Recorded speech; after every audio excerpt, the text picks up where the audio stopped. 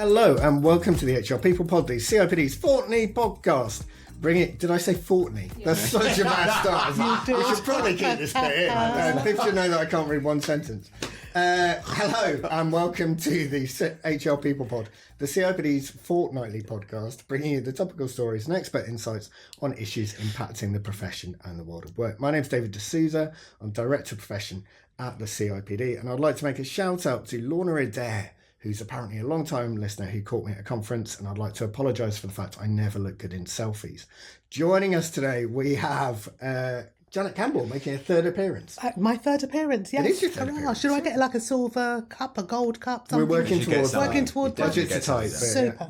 Thank you very much, but that'd be nice. Fantastic. And what are you doing currently? I am currently, for at least the next week, I am the HR Director for the Houses of Parliament Restoration and Renewal Delivery Authority. That is such a title. And that's coming to a natural end. That's coming to an end. That's not what you say for the next week. Like that. Indeed, You're not going to do something really bad in the next week. No, not at all. No. It's coming to an end. But absolutely fascinating, because we were, all three of us were in a House of Lords section on Monday. Yeah. Talking about the Employment Rights Bill, talking about the kind of future progress of that, but also as the CIPD's way of thanking lots of our members who've kind of inputted into that. So lovely to kind of see that at your place of kind of work, or the thing that you're helping architect. Indeed. And then your fourth appearance on my right. Fourth. For David Blackburn. I'd lost count, actually. So. It's a reasonable thing to do. So. It's lovely to be here. I'm David Blackburn. I'm the Managing Director of David L. Blackburn Consulting, and I'm also currently the Chief People Consultant at the charity Campbell Aware. Fantastic. Thank you very much. So we're shaking up some of our format today. So it won't be as posh as Monday, where we were at the reception. Lord Barbara of Ainsdale did a wonderful job hosting us, listening for Justin Banders as well, giving an update on kind of the progress of the bill and the hopes for that. CIPD continue to play an independent role in that, taking the voice of our members and inputting it into that, as well as accumulating data to help the government understand the potential impact of some of that work. And if you are interested, we also had a conversation with Alison McGovern last podcast, possibly the one before. So go and pick it out from the index, where we talked about Keep Britain Working and Get Britain Working in some detail as well. Today, as a reminder, we'll be talking about generally what's happening in the world.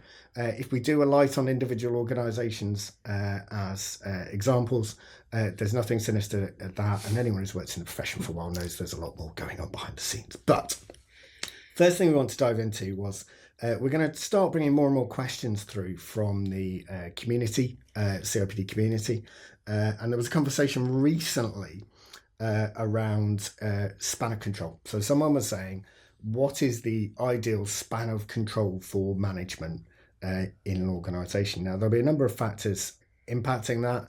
When we were talking before, we talked about what some of those factors. So if you were thinking about it for your organisation, Janet, I'm going to start with you. What kind of stuff would you be thinking about?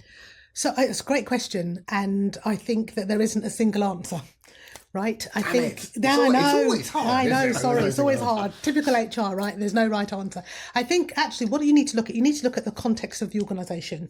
You need to look at the functions that will be reporting up, and you need to look at the individuals in those functions as well. So, have you got somebody that is fairly new to management, and therefore they need a bit more support, versus somebody who doesn't really need an awful lot of support at all? That's one of the things you need to take into consideration, plus the complexities of the specialisms that would sit into that reporting line. So I think they're some of the things I would consider when I would look in at spans of control, and also the person themselves. Somebody might be quite happy having 8 people reporting them directly and can manage that really nicely. Other people will feel more comfortable with say 5. Right, so there's lots of things to take into consideration before alighting on the right number. And it is worth saying, whilst we were chatting about this earlier, we went, there's no right number. 5 to 8 feels about right. David, do you differ on 5 to 8, but also what would you add to that?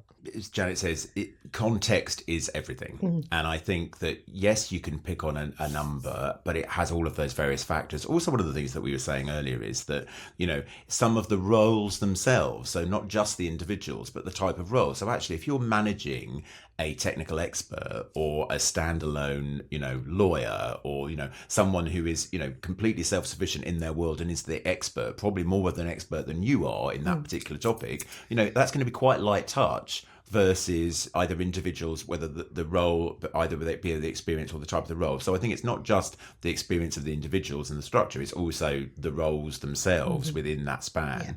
I do think that it's interesting that we talked about that the thing that where you notice it's at senior level, so actually across all organisations, actually where the C-suite, I think, has post-COVID got smaller.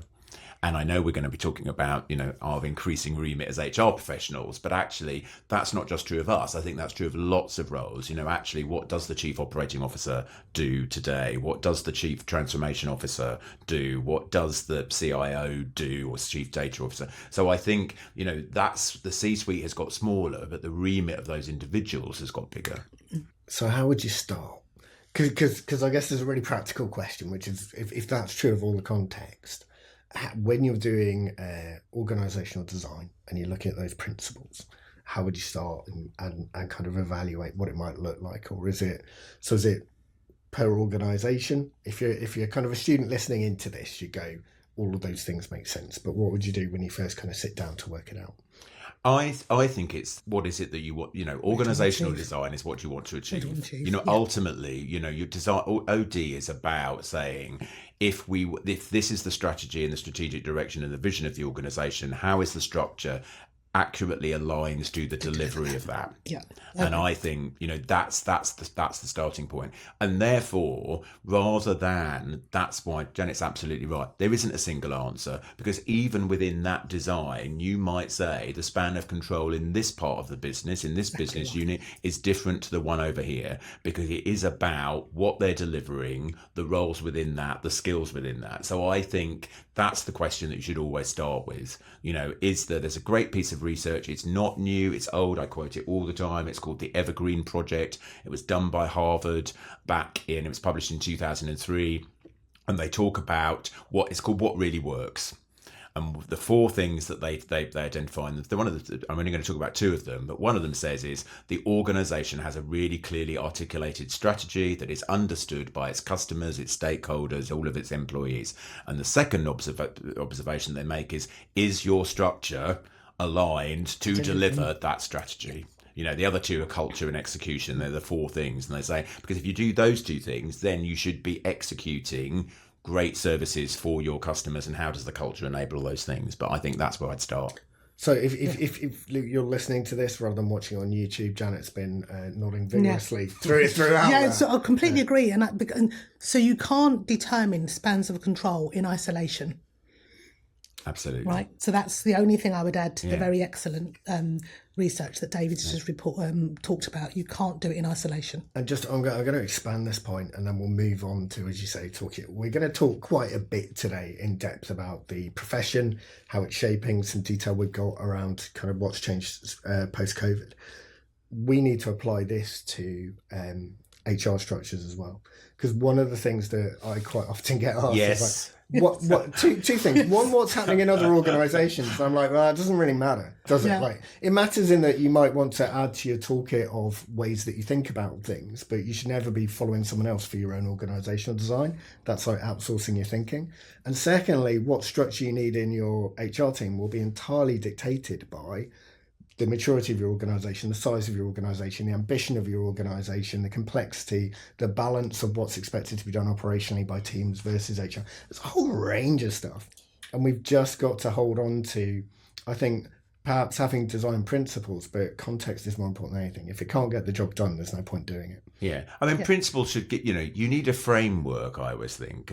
Principles are a frame in which you are going to hang what it is that you're going to do, so that it's not just, I'm making it up as I go along or, but I think it should be a skeleton, the analogy I always use, it should be a skeleton off which you hang things, not a straitjacket with which you stop yourself from saying, oh, it doesn't fit this rigid formula, or it doesn't fit, because actually, and to your point about the shape of the function itself, we've all been around long enough to go. If you stay in an organisation long enough, I was 10 years in my last organisation, you end up going, I've changed the structure enough times that I go, we started with this, we moved it to that, we moved it back to this, we moved a thing, because actually it should also be responsive to what's going on in the organisation. Because actually as the organisation goes on its journey, if you're just saying, well, no, it's this, and that's where we're stuck, then it's never going to deliver for your customers. Exactly. And if you 100% agree, it's quite simple, really. If you think about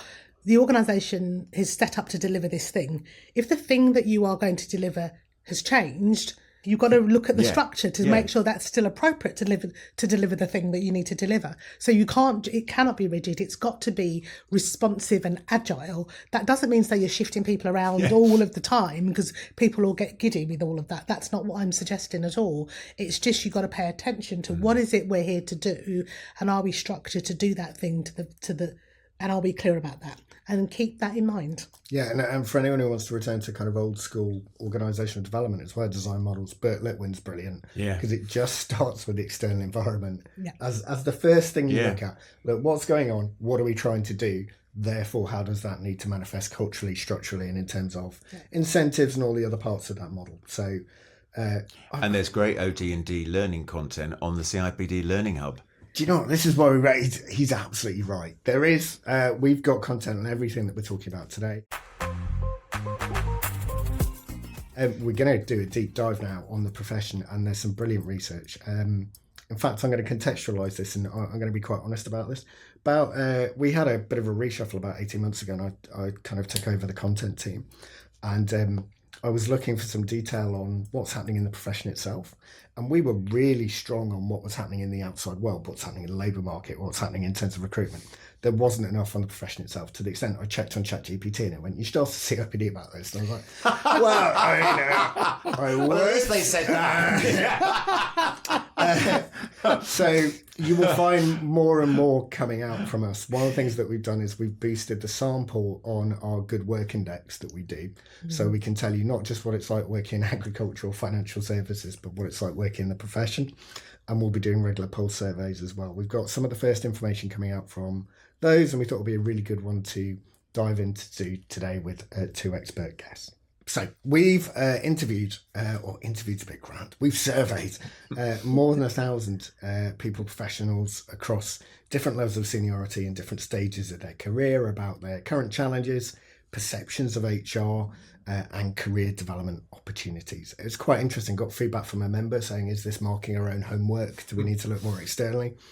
Actually, we've got loads of kind of detail externally, and we will continue to do that. I think it's really important to listen to the profession and see how the world is changing for them. We're a professional body.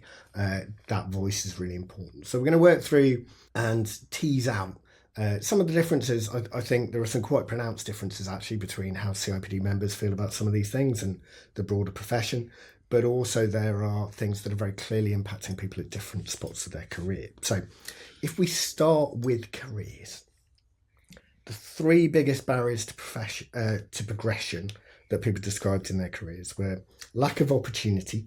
So there just isn't a thing to do there. Organisational politics, and line management capabilities. So I'm working for someone who's not going to be able to kind of push me on. And another thing that was probably noteworthy in that is that people found it harder to progress in either large organisations or micro organisations. So either it's so big that I'm getting lost and I can't see a way forward, or people aren't recognising my talent, or it's so small that actually I can't see a pathway forward. So lack of opportunity, organisational politics, line management. I guess between the two of you, with kind of the breadth of careers that you've had, do they ring true for the people that you're supporting now to come up through their careers, and did they ring true for you? So yes, I think I would say. So two things. So yes, it rings true. And I think one of the really important things about helping one's career and development is about mentoring. And, I'm really passionate about mentoring. If you were at the CIPD Festival of Work, you would have seen me on stage with Leah and Asha and Hashim on the CIPD Trust talking about it's really important. In any organisation, having some sort of mentoring is a really helpful thing for one's career, whether that's an informal mentor or a formal mentor.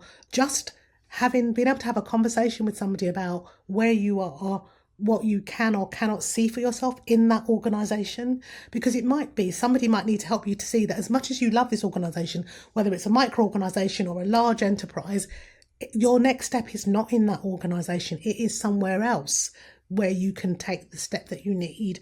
So sometimes you need to get out of your own head, in a way, get out of your own way sometimes, because we do get in our own way sometimes, and have those conversations. So I'm a massive advocate of mentoring and using that to help us think about what our next career paths are, because a career isn't a ladder. It's not a straight one. It's like a climbing wall, right? And you've got to think about career progression as being broadening oneself, taking on different experiences, getting involved in different projects and things. It isn't necessarily this linear path to the top. So that's my thinking about. I like that. I don't like the idea of climbing a wall. That seems like, but that kind of sense of options and kind of planning and it being quite organic. And having an external voice helping you plot that through and navigate it, rather than looking to your internal career path. That may not be what it is for you, but somebody else may help you to see various options for that. That's lovely. So we've got a killer stat on that, actually. That's probably worth kind of illustrating a point. So we asked specifically around whether people had confidence in getting the support they needed from their peer groups or a broader network. 71% of people who've been in the profession 10 to 15 years said that they did. So that's probably quite healthy. But it drops to 40% of people who've been in the profession less than a year. So when people are starting off, they really need that helping hand. As you mentioned, we've got a mentoring scheme through the Trust for Aspiring HRDs, but we've also got a broader mentoring scheme. Check it out on the website. If you are missing that support, you can get that through us. That's something that we want to enable. There are a couple of things I wanted to kind of come to you about, David, which is about confidence in meeting those career goals. So you talked about the importance of that structure around it. 87% of our members say that they're confident in developing to meet their career goals. Only 61% of people who aren't in membership, which I'm glad. Look, I am not glad that the people in membership aren't confident in meeting their goals. But part of what we want to do is help make sure that people are planning their career successfully. How have you gone about planning your career, mapping your career? Is it, as Janet said, a kind of squiggly, accidental climbing wall type thing, or has it been quite this is where I want to go in 5 years' time? Oh, that's a big question. How long we got? I could take that. I've been doing this almost 30 years, so it's been quite a long story. But I think year one, month one.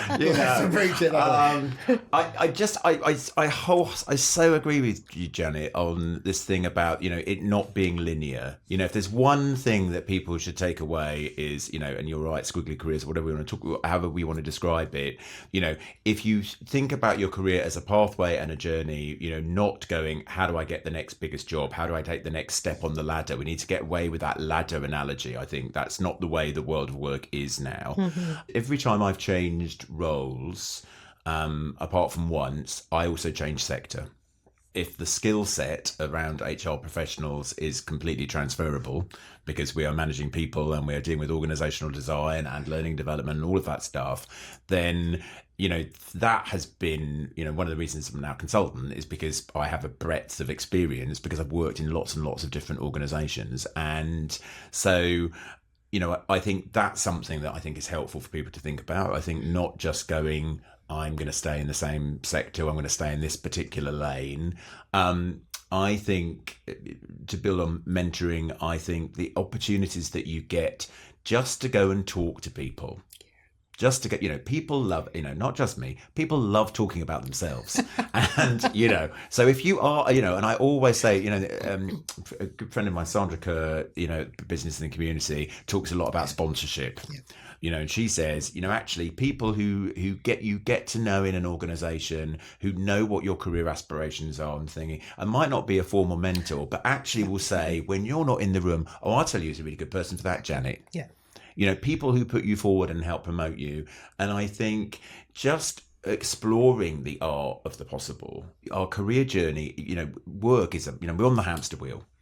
And so all term thing. And the one thing that, let's be honest, we're not always the best at as HR professionals is thinking about our own development, because we're always so focused on everybody else's and delivering it for the organisation and all of that. So I think, take a breath, create create the space for yourself to think about, and what is the long-term destination? So beyond, again, another thing, I'm a devotee of it, the 7 Habits of Highly Effective People, but he says habit 2, begin with the end in mind, which is saying, what's the what really is the destination? Not the next 3 to 4 years, but what does success look like when you get, where do you want to get to, really? Because that, I think, helps shape what the steps that you take. And lastly, never stop learning. That I think is really important. Don't go, we should all be learning all the time, I think, especially in our profession. Yeah. And I think there's 2 things I'm going to add to what David said, all which is true. Just go back to that point about we are the cobbler's children. We always, and we have to stop doing that. And that's one of the things I say to my team all of the time as an HR professional: do not become the cobbler's child. So that's really important. Looking at our own development is really important. And then the second thing is sometimes HR, we can be the enemy of our own progress, right? Because someone's recruiting and say, oh, actually, I need somebody that's got sector experience. Yeah. And it's like, so true. And so we can be the enemy of our own progress in terms of enabling people to easily change sectors. That's not always easy. So every now and again, we've got to break that habit. We've got to work with our talent acquisition teams, with our recruiters, with our execs who are recruiting. They don't need to have sector experience, because you can learn the sector experience. Have they got the breadth of skills and expertise around the broader HR agenda that's going to help our organisation? And actually, sometimes different sector experience opens up the world of possibilities in our organisation. So let's not be the enemy of progress for ourselves. It's normally easier to learn a sector than it is to learn how to be excellent at everything else. Exactly. If you're going to pick one, I'd rather kind of pick that person who's going to... And can I just say, Janet is right, actually, because that's... And the you really... can say Janet's the right. really frustrating thing... I like to be right. I know you do, but the really frustrating thing is, and that's still true. It's still, yes. It's still true. I applied twice. I always tell the story. I applied twice for the role that I had at the Financial Services Compensation Scheme, and I wasn't shortlisted the first time because I didn't have financial services background. And 18 months later, the job was available again, and I applied a second time. And when I was in the final interview, I said, what is it? What's more important? Sector experience, or actually, don't you want somebody who's got lots of change and transformation experience? Because that's really what you need. And they went, oh yeah, maybe that is what we need. Yeah. And fight. It's a really important point around fighting your corner and making sure you're recognised for what you do. 2 things I'd like to probably point out from a CIPD point of view. There's going to be a lot of work that we're doing this year on making sure that we help you be able to plan your career and where you want to develop and resources around that. And the second one, make sure that you're showing off what you have achieved. So we will have digital credentials available. I'm very excited. In those few weeks. I'm very excited about my digital So share it on LinkedIn. Yes. Make sure you're recognised for that. Yes. So we're going to move on to a little bit about the remit of the profession and how it's changed. And there are some really interesting pieces in here. But first of all, I'm going to sense check the current challenges that practitioners are saying they're facing. So we did this in 2023 and we've done it again now. Line management was the top thing then at 36%. It's now the top thing, but at 43%. So even more of a pressing concern. Collaborative working shot up in the last 5 years from 25% of people saying that's kind of a key problem to 37%. And finally, change management is the one that kind of makes out that cluster. I'm going to take an early punt on collaborative working and say some of that is going to be driven by the shift in many organisations. Yes, Technology. Definitely. Trying to collaborate online. Yeah. Not for all, but for some. And it's worth us kind of like doing consistently doing the mental maths as to what's moving us towards where we want to be and what might be moving us away in terms of some of those defaults. But do those 3 things strike you as the likely priorities in organisations? I'll go back to that challenge we have from a member, is this marking our own homework. When I speak to CEOs and senior members of organisations, they're struggling with those 3 things. Yeah. I think that's right. The technology / hybrid / virtual working, I think that's going to be a challenge for the foreseeable future. And that challenge is also going to be underpinned by the increasing use of AI in our roles, which goes to the line management challenge, because you need to manage people quite differently, and depending on the environment that you're in, because again, these things are always contextual on the environment that you're in, how people use AI in their everyday, how that is cross-referenced and checked and all of that sort of thing to make sure it's appropriate, etc., that requires a different set of management skills to some of the skills that maybe we have seen previously. So I can see that being absolutely one of the challenges. And what was the other one? Sorry, I've forgotten. Line management, collaborative working, and change management. Change management, I think, is connected with the rest. It is this fast-paced adoption of AI in organisations, and we've been talking about that quite a lot over the last 18 months, quite a lot within HR, and the extent to which that, some of our basic entry-level activities, jobs, tasks are going to be replaced by automation. And the extent to which how that then is used to do some of the basic things, how that's communicated more broadly, how we collaborate with our colleagues in data and digital to integrate those tools into our everyday, etc. So collaboration is also. Sorry, I'm rambling now, but you're not right. You're not rambling. David, yeah. Right. First of all, do you agree with that? And secondly, if so, I'm going to give you a question around remit next. So, okay. So, I guess yes. So let's take them in order. So, the common denominator, I think, is that none of these things are new. Yeah. None of them. They're not new. Yeah. Line management capability was the top, still the top. Actually, the numbers got bigger.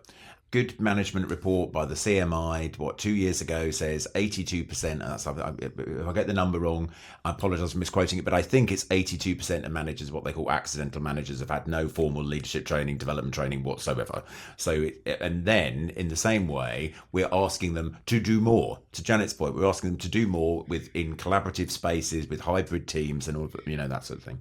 So I think the hybrid question, I think, is because lots of organisations have always seen it as a problem that they've got to solve rather than an opportunity that they need to embrace. So rather, we had to do it post-COVID, and then all this get back to the office, return to the office agenda, all of that sort of thing. So that I think rather than go, okay, this is going to be the way that we work. So we've got to work out. We've got to just work out. We've just got to work out how to do it and how to do it successfully. Yeah. And I think there are people doing that, but I think there's too many people going, well, is this the future? Isn't it the future thingy? And change, absolutely. One of the clients I work with, the Bank of England, the common denominator, the theme for the connector in all the work that they're doing around professional communities and professional development beyond HR across the whole organisation, the single common denominator is how do we get better at successfully delivering change and transformation across this organisation wherever we are.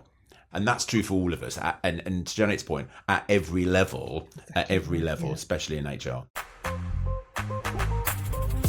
We're going to move to a pop quiz format here, right? So we're going to see it out at pace, right? So I'm going to ask a question. I want to know whether the number is going to be high or low from you. HR professionals who say that the remit of HR within their organisation has increased within the last 5 years. So in fact, guess a number. Let's go for that. Janet? 25%. 25%, David? Oh, no, higher than that. 60 something. Oh, 25% higher, I'm saying. Yeah, 25% higher than that. Yeah. So, 78. Right, we're going to get the hang of this. Like this. I'm sorry. This is not a pop quiz at all. No, number. So numbers is not my thing. This is emergent learning. This is like, we're totally going to get there. So, right, 78% of CIPD members say that the remit of their function has increased over the last 5 years. 50% of people who aren't CIPD members. Right, next question. Janet, I'm going to come to you first because I'm just going to enjoy it. This is the percentage of people that say the reputation of the function has improved since 2020. Oh, okay. I'm going to say 67%. Okay. Yeah. Oh, so I think it's higher. Okay. Can I just say higher? Well, I've like the price is right. now Janet's actually given us a number. Can I actually just say?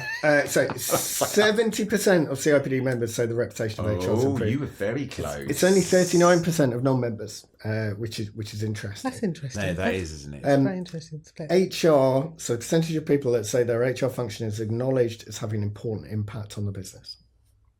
Janet. Oh, why me? Because there's only two of you and it's more fun coming to you. I know. So I'm going to say less than before, 58%. 58%. Oh, it's random. Yeah, I don't know. That's quite a hard one. Higher. So 72% of CIPD, CIPD members say that their function is acknowledged as having an important impact on the business. That drops to 59% for non-CIPD. And then this one's a bit of a killer, actually. So I thought I'd close on this. So we spent a lot of today talking about the importance of solving with the end in mind, being really clear that actually it matters that whatever you do gets the job done. What percentage of the professionals asked say their organisation has clear measures of success around HR activity? I think that might be a bit less. So it's just noises coming from David Blackburn. The anticipation. I'm hoping the mics are picking up a range of. So I'm going to say that's a bit less. So I'm going to say 45%. That's a good number. But I think it's lower. So good news and bad news. 64% of CIPD members say that they've got those measures of success. It's really good. That's good. It does drop to 45% for non-CIPD. So I think Janet wins that, but for the organisations that don't, potentially organisations lose that. So it's massively important. We talk as a professional body about being outcomes driven, principles led, evidence based.